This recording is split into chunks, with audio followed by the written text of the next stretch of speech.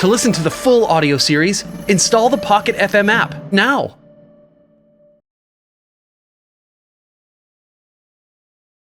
Episode 3, The Mean Ex-Girlfriend. Stop! Robert dashed between Alex and Karen. Before Alex could speak, Karen waved the Supreme card in the air. Her eyes flashed with triumph as she said to Robert, "Mr. Miller, look, he stole a card from the VIP room." She smiled at him, her expression a little smug. Surely Mr. Miller would be happy with her for preventing theft. He had a lot of authority in the Eastern District of Metro Skybank, and when he had arrived at headquarters, he had seemed impressed with her, so she was hoping for a promotion. Her imagination began to run away with her as she dreamed about her possible future. Mr. Miller's face had always been a little glum, but as she watched, his expression grew darker and darker.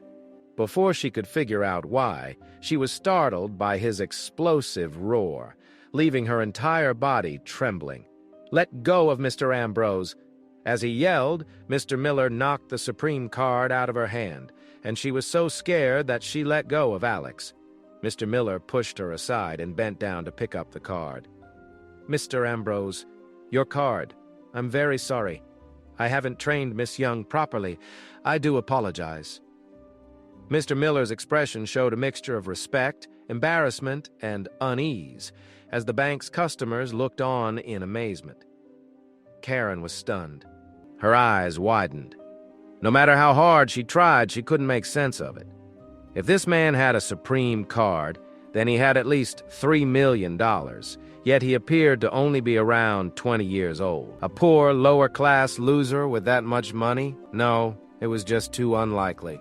"It's not your fault, Mr. Miller," Alex assured him, slipping the card back into his pocket. "Thank you, Mr. Ambrose." Robert dipped his head and paused briefly before straightening up and shouting at Karen, "Why are you just standing there? Apologize to Mr. Ambrose immediately."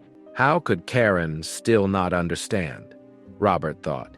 The young man standing in front of them was seriously rich and needed to be treated with respect. Karen immediately bowed her head at Alex. "Mr. Ambrose, I'm very sorry for my rude behavior. I made a mistake, created a fuss over nothing, and put my hands on you. It was my fault, and I will reflect on my behavior." Alex ignored her and walked away.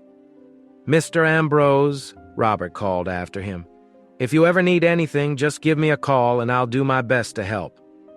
Robert was excited by this opportunity. It was rare to meet someone as important as Alex, so he shamelessly tried to charm him. "Okay, Robert." Alex smiled faintly. Robert had come to his defense after all. The use of his first name made Robert feel quite emotional. The wealthiest. As Alex entered the university building, he accidentally stepped into a puddle, splashing a lot of mud on his legs. He checked his watch, then rushed toward the classroom, where Mr. Morgan was already standing at the podium lecturing. He spotted Alex out of the corner of his eye, and a hint of disappointment flashed across his face. Feeling guilty, Alex lowered his head. Of all his teachers, Mr. Morgan was his favorite.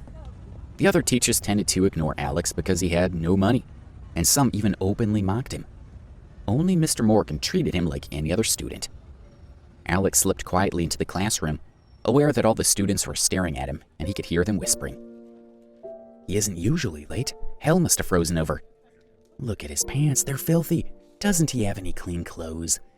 "Are you joking? It's not like he'd have the money for new ones. It looks like he'd just thrown on whatever he could find." Some of the boys continued to talk, and the girls in the front row covered their mouths with their hands as they joined in. Their eyes flashed with contempt when they looked at Alex. "Stop talking," Mr. Morgan said loudly, "and pay attention." Throughout the lecture, Alex noticed that Mr. Morgan kept glancing at him, his eyes full of disapproval, as if Alex had failed to live up to his expectations. Eventually, the lecture was over. Class dismissed. Mr. Morgan packed up his textbooks and left. "Kathy!" The voice came from the doorway. Everyone turned in the direction of the voice and saw Billy walking through the door and going straight to Kathy, who was sitting by the window. She stood and hugged him, pulling him in close to her body. Billy lowered his head and the two of them began to kiss. Many of the students turned to stare at Alex. Everyone thought that he was Kathy's boyfriend, and they weren't aware that she had broken up with him. Alex watched in disgust. He'd heard that Billy had taken at least 5 different girls to stay at that hotel. Kathy was just the latest in a long line, and Alex had no intention of fighting for her. Billy strutted past Alex with his arm around Kathy's waist. "Darling, wait a minute," Kathy said to Billy as she stopped in front of Alex and held out her phone. "Since we've broken up, I don't want to owe you anything. Here's the phone you bought for me a few weeks ago. You can have it back." Alex glanced at the Samsung Galaxy phone and then took it. "Ha! You would have to work part-time for 6 months to afford one of these." Kathy took a brand new phone out of her pocket and showed it to Alex.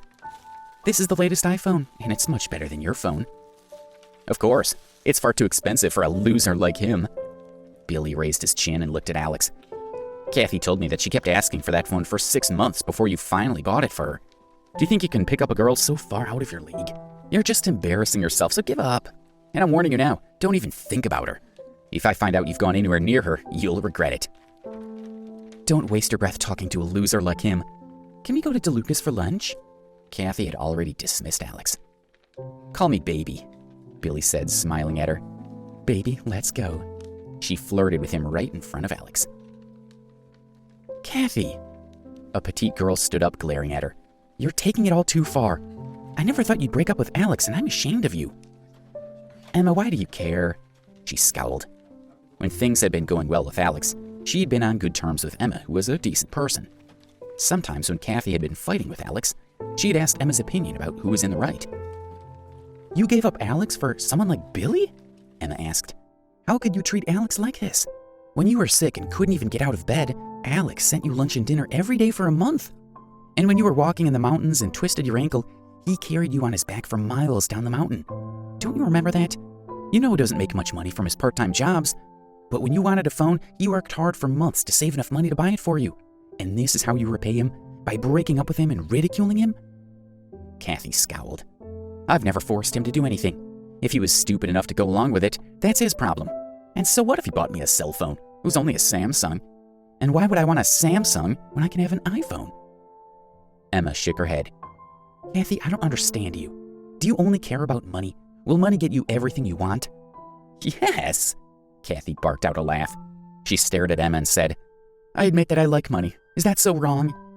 She took Billy's arm and said, "Come on, baby, let's go. These 2 poor people disgust me." She glared at Alex and Emma, and then swept out of the classroom with her head held high. Hey guys, Alex here. Listen to full episodes of InstaMillionaire exclusively on the Pocket FM app. Click the link in the description to install the app now.